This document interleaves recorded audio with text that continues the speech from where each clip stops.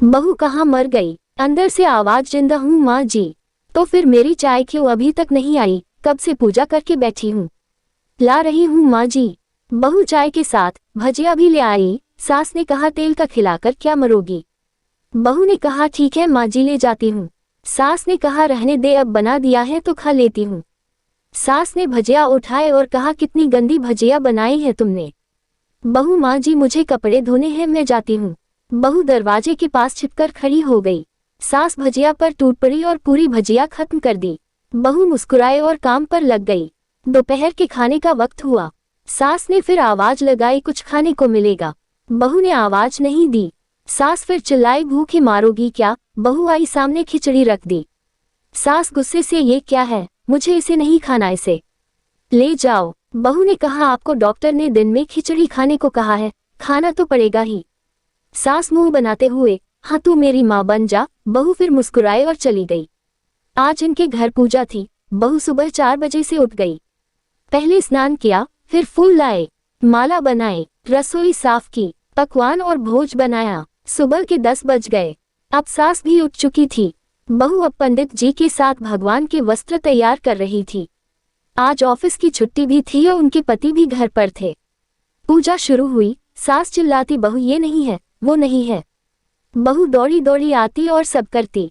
अब दोपहर के 3 बज गए थे। आरती की तैयारी चल रही थी। पंडित जी ने सबको आरती के लिए बुलाया और सबके हाथों में थाली दी। जैसे ही बहू ने थाली पकड़ी, थाली हाथों से गिर पड़ी।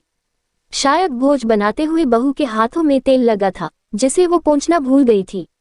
सारे लोग तरह तरह की बातें करने लगे। कैसी बहू है, कुछ नहीं आता, एक काम भी ठीक से नहीं कर सकती, ना जाने कैसी बहू उठा लाए।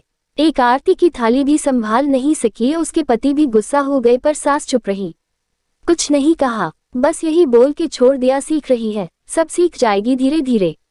अब सबको खाना परोसा जाने लगा। बहू दौड़ दौड़ के खाना देती, फिर पानी लाती। करीब 70-80 लोग हो गए थे। इधर 2 नौकर और बहू अकेली, फिर भी वहां सारा काम बहुत ही अच्छी तरीके से करती।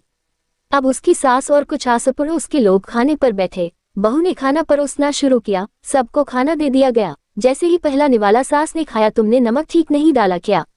एक काम ठीक से नहीं करती, पता नहीं मेरे बाद कैसे ये घर संभालेगी। आस पड़ोस वालों को तो जानते ही हो ना साहब, वो बस बहाना ढूंढते हैं नुक्स निकालने का।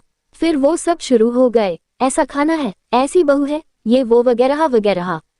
दिन का खाना हो चुका था। अब बहू बर्तन साफ करने नौकरों के साथ लग गई। रात में जगराता का कार्यक्रम रखा गया था। बहू ने भी 1-2 गीत गाने के लिए स्टेज पर चढ़ी। सास जोर से चिल्लाई मेरी नाक मत कटा देना, गाना नहीं आता तो मत गा, वापस आ जा। बहू मुस्कुराए और गाने लगी। सबने उसके गाने की तारीफ की, पर सास मुंह फुलाते हुए बोली इससे अच्छा तो मैं गाती थी जवानी में, तुझे तो कुछ भी नहीं आता। बहू मुस्कुराए और चली गई। अब रात का खाना खिलाया जा रहा था। उसके पति के ऑफिस के दोस्त साइड में ही ड्रिंक करने लगे। उसका पति चिल्लाता थोड़ा बर्फ लाओ, तो सास चिल्लाती यहाँ दाल नहीं है, फिर चिल्लाता कोल्ड ड्रिंक नहीं है, पापड़ ले आओ। इधर उधर आखिरी में उसके पति की शराब गिर पड़ी उसके एक दोस्त पर और बोलत टूट गई। पति गुस्से में 2 झापड़ अपनी पत्नी को लगाते हुए कहता है जाहिल कहीं की, देखकर नहीं कर सकती, तुझे इतना भी काम नहीं आता। सारे लोग देखने लगे। उसकी पत्नी रोते हुए कमरे की तरफ दौड़ी। फिर उसके दोस्तों ने कहा क्या यार, पूरा मूड खराब कर दिया, यहाँ नहीं बुलाया होता, हम कहीं और पार्टी कर लेते। कैसी अनपढ़ गवार बीवी ला रखी है तूने, उसे तो मेहमानों की इज्जत और काम करना तक नहीं आता, तुमने तो हमारी बेइज्जती कर दी। अब आस पड़ोस की औरतों को और बहाना मिल गया था। वो कहने लगी देखो क्या कर दिया तुम्हारी बहू ने, कोई काम की नहीं है। मैं तो कहती हूँ अपने बेटे की दूसरी शादी करा दो, छुटकारा पाओ इस गवार से। सास उठी और अपने बेटे के पास जाकर उसे थप्पड़ मारा और कहा अरे नालायक, तुमने मेरी बहू को मारा, तेरी हिम्मत कैसे हुई, तेरी टांग तोड़ दूंगी। उसके बेटे के दोस्त कुछ कहने ही वाले थे कि उसकी माँ ने घूरते हुए कहा चुप, बिल्कुल चुप, यहाँ दारू पीने आए हो, जबकि पता है आज पूजा है और तुम्हें पार्टी करनी है। कैसे संस्कार दिए हैं तुम्हारे माता पिता ने, और किसने मेरी बहू को जाहिल बोला, जरा इधर आओ, चप्पल से मारूंगी अगर मेरी बहू को किसी ने शब्द भी कहा तो। अरे पापी, तूने उस लड़की को बस इसलिए मारा कि तेरी शराब टूट गई। पापी, वो बच्ची सुबह 4 बजे से उठी है, घर का सारा काम कर रही है, ना सुबह से नाश्ता किया ना दिन का खाना खाया। फिर भी हंसते हुए सबकी बातें सुनते हुए, ताने सुनते हुए घर के काम में लगी रही। तेरे यार दोस्तों को वो अच्छी नहीं लगी। जूते से मारूंगी तेरे दोस्तों को जो कभी उन्होंने ऐसा कहा। उसके यार दोस्त चुपके से खिसक लिए। अब सास बहू के कमरे में गई और बहू का हाथ पकड़कर बाहर लाई। सबके सामने कहने लगी, किसने कहा था अपनी बहू को घर से निकाल के दूसरी बहू ले आना? जरा सामने आओ। कोई सामने नहीं आया। फिर सास ने कहा, तुम जानते भी क्या हो इस लड़की के बारे में? ये मेरी माँ भी है, बेटी भी। माँ इसलिए मुझे गलत काम करने पर डांटती है और बेटी इसलिए कभी कभी मेरी दिल की भावनाएं समझ जाती हैं। मेरी दिन रात सेवा करती है, मेरे 1000 ताने सुनती है पर एक शब्द भी गलत नहीं कहती, ना सामने ना पीठ पीछे। और तुम कहते हो दूसरी बहू ले आऊं। याद है ना छुटकी की दादी, अपनी बहू की करतूत? सास ने गुस्से से पड़ोस की महिला को कहा, अभी पिछले हफ्ते ही तुम्हें मियाँ बीवी भूखे छोड़ घूमने चले गए थे। मेरी इसी बहू ने 7 दिनों तक तुम्हारे घर पर खाना पानी, यहाँ तक कि तुम्हारे पैर दबाने जाती थी और तुम इसे जाहिल बोलती हो।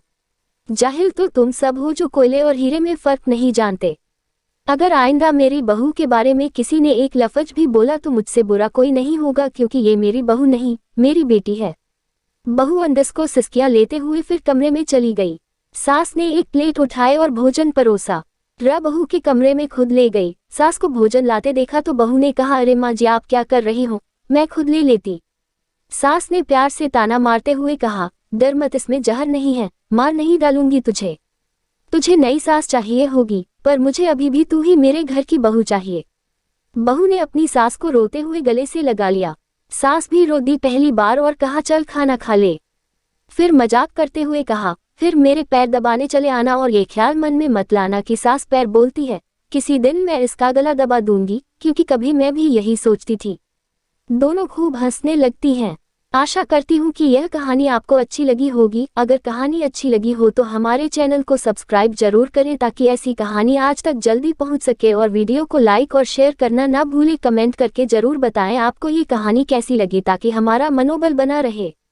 Thank you. सीख भाग, एक परिवार में छोटी मोटी झगड़ा होती रहती है, लेकिन यह एक काल्पनिक कहानी थी। इससे यही सीख मिलती है कि कुछ भी हो जाए, हमें परिवार में मिलजुल कर सभी के साथ रहना चाहिए, क्योंकि जब परिवार में सभी लोग मिलकर नहीं रहते तो इसका फायदा कोई दूसरा उठाते हैं और इससे परिवार की हानि होती है। आप लोगों को अगले कहानी कैसी चाहिए वह भी कमेंट करके जरूर बता दें ताकि हम उस कहानी को लाने के प्रयास करूंगी। आप लोग जैसे का अपना सपोर्ट बनाए रखें ताकि हमारा मनोबल ना टूटे। Thank you.